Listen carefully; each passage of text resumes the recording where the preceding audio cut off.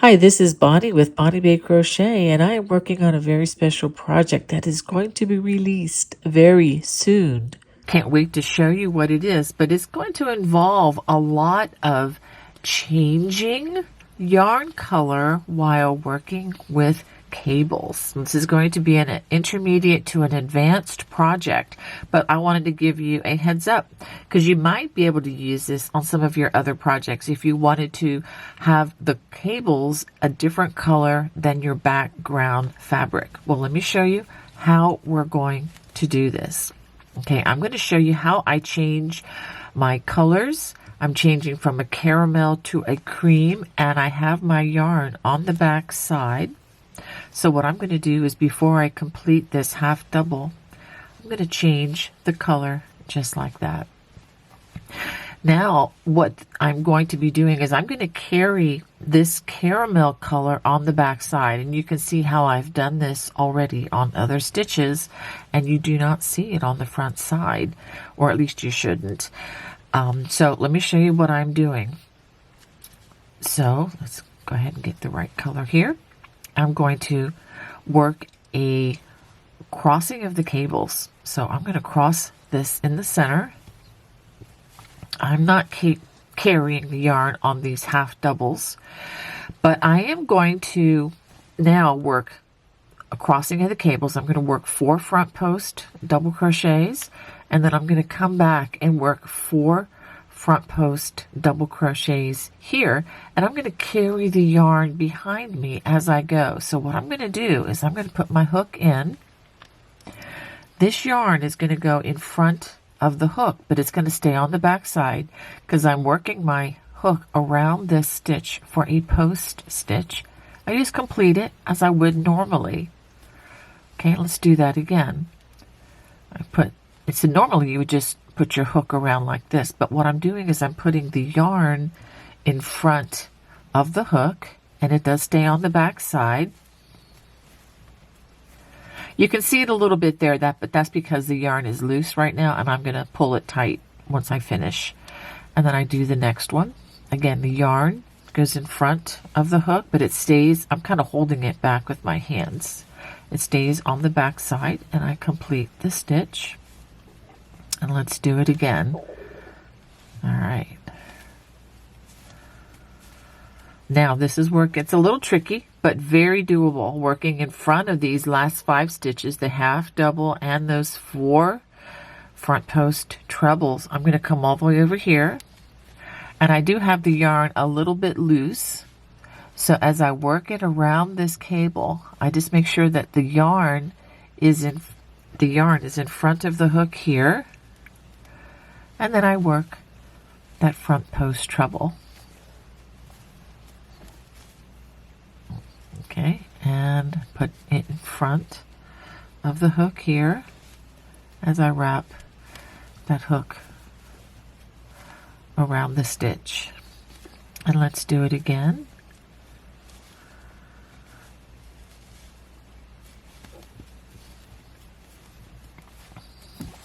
And let's do that one more time. Okay, you can still see the caramel yarn right there.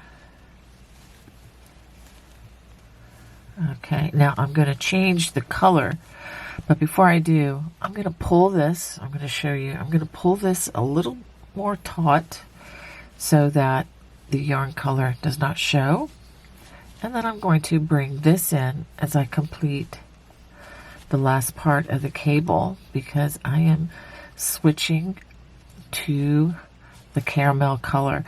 Now if I wanted to carry this along with me, I could simply crochet over that. That works fine, and I have done that in many places here. It's fine as long as the yarn colors are not a super high contrast. Like if I'm working with black and white, that would be a little more difficult to hide. But since the colors are very similar, you don't even notice it unless you're really looking for it. Okay, so that is how you would hide it with the front side facing. But let me show you how to work this with the back side facing. When the back side is facing, I like to keep the yarn strands in front of me when I'm working, and of course I keep them on the back side with the front side facing. But now we're going to work back post double crochets, and this is after the cable crossing. So what I'm going to do is I'm going to put the strand in front of the stitch. Let me show you first of all. Without the strand, I'm just going to work a back post double crochet. That's what I'm going to be working. So in order to do this and carry the yarn, we're going to do the same motion, but I just make sure that the yarn is in front of the hook as I do that. So that's one, and then here's another back post double crochet, and I have two more that I'm going to work. I know it's a little tricky to see after you've crossed a cable, but it's actually the more complicated part, so I really think it's important to show you this. And then the fourth stitch, again, put that yarn in front of the hook. And my special way of doing cables, I like to put a half double at the cable crossing, just right there. And then I'm going to do four more back post double crochets, put that strand in front. You have to make sure that this strand doesn't get caught up in the stitching though. That's easy to do that. Okay, let's do that again. See how the stitch or the strand goes in front of the hook as we make that back post. And another one. And another. All right, let's pause and see how the strand is very loose. So if I give this a little bit of a tug, you don't want it to be super, super tight, but you don't want it to be real loose.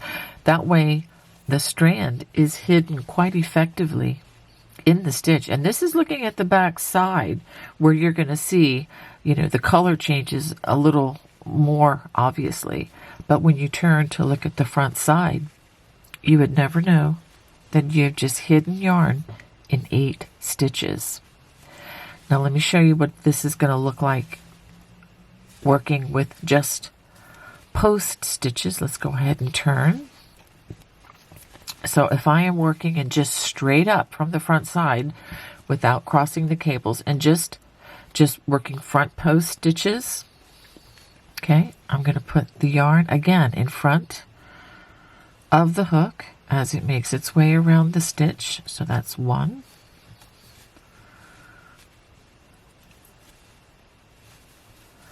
2,